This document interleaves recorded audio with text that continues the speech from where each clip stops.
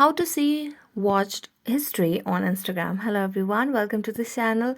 I'm Emily and I'm here to help you out today. So without any delay, let's get started. So first of all, launch the Instagram application on your device and make sure that you have logged into your account, and then tap on your profile at the bottom right corner of the screen. That will lead you to your profile.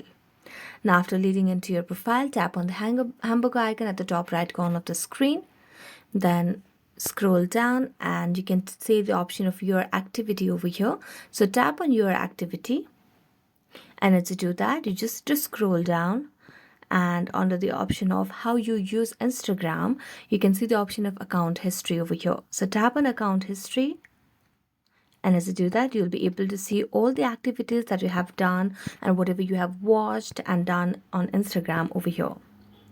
So thank you so much for watching this video. If you enjoyed watching it, don't forget to like, subscribe and hit the bell notification for more updates. That's it for today. See you next time.